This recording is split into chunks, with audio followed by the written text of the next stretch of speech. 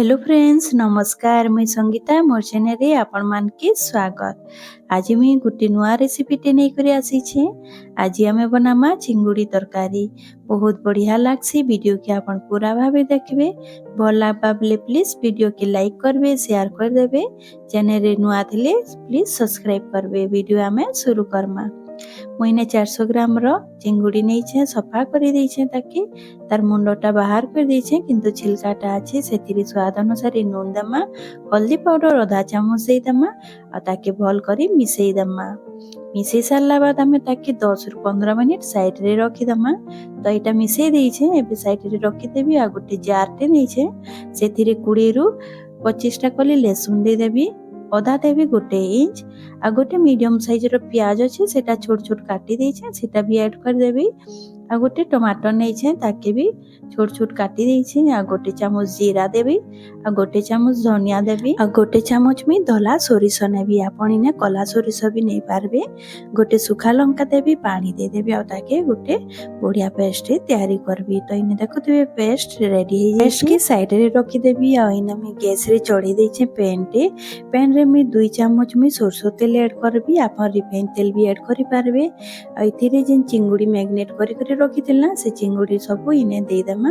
आ ताके मीडियम आंच रे हमें 5 रु 6 मिनिट जा ताके फ्राई करमा। जेते बेल जे तार गुटे कलर नि आसीबा आ टिके भल करी मिसी जिबा। तो इने 5 रु 6 मिनिट भितरे हमर चिंगुड़ी भल करी भाजी हे जी छे। ताके गुटे प्लेट रे में बाहर कर देबी। तो इने बाहर करी दै छे देखुथिबे। एबे हमें ताके साइड रे रखी देमा। आ सेई पैन रे मैं खंडे दालचीनी दे देबी। आ इने जीरा 1 चामच दे देबी ताकि भल करी फुटबार लागि देबी। फुटी हला बाद मइने 2टा मीडियम साइज रो प्याज के मी छोट छोट काटी दै छे, सेटा ऐड करी करी आमे टिके हल्का लाल हेबार जे ताके भाजी देमा। तो इने देखुथिबे प्याज भी भल करी लाल हे जाई छे। एबे आमे जिन पेस्ट बनैथिला से पेस्ट इने ऐड कर देमा। आ जार रे मैं 2 चामच पानी ऐड करी करी से मसला टाके गोले करी मइने ऐड कर दै छे। आउ भल करी भाजी देबी। मसला के आपण मीडियम आंच रे भाजबे। आउ 10 रु 15 मिनिट ताकि भल करी कसी देबी मसला संगे। आउ एबे मइने हल्दी पाउडर देबी, लाल मरची पाउडर देबी आउ जीरा पाउडर देबी। तीनीटा आधा आधा चामच अछि। जीरा पाउडर के बेसी नि नेबे कांजे कि हमें जेते बेले पेस्ट बनैथिला सेती ऐड करिथिला जीरा पाउडर के आपण स्किप भी करि पारबे। आइने मसला सब देई करी मैं ताके 5 मिनिट आउ टिके भल करी कसी देबी। तो इने देखुथिबे 5 मिनिट होई जाई छे। एबे हमें इथिरे मीट मसला 1.5 चामच देबी। आउ एबे मुई ऐड करबी टमाटर सॉस। आपण चिंगुड़ी तरकारी रे टमाटर सॉस टिके देई देखबे, बहुत टेस्ट आसी आ तार कलर भी बहुत बढ़िया आसी। ढाबा स्टाइल रे जदी आपण चिंगुड़ी तरकारी खाइतिबे तो जानिथिबे सेथिरे टमाटर सॉस टिके पड़े आ चिली सॉस भी टिके पड़े।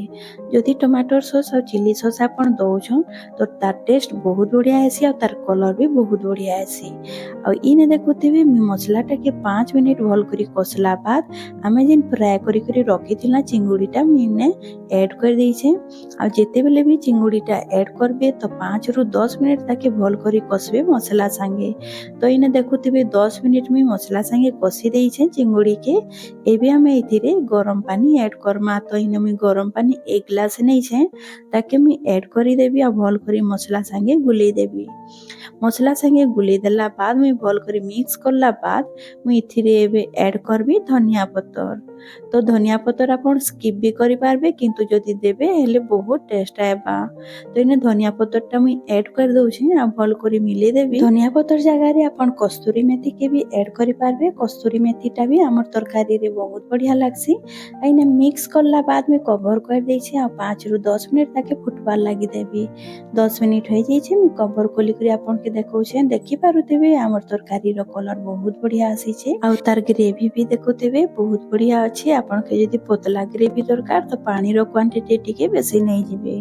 तो इने पूरा पूरी रेडी हे जाई छे हमर तरकारी। एबे मी गैस टा के बंद कर देबी आ गोटे प्लेट रे मी सर्व कर देबी। तार ऊपर मी धनिया पत्तर गार्निश कर देबी। तो हमर वीडियो आज सरी जाई छे। आशा करू छे आज रो रेसिपी आपण के बहुत बढ़िया लागिथिबा। वीडियो जदी भल लागिथिबा प्लीज लाइक करबे, सब्सक्राइब कर देबे। तो आज मी रहली, बाय बाय।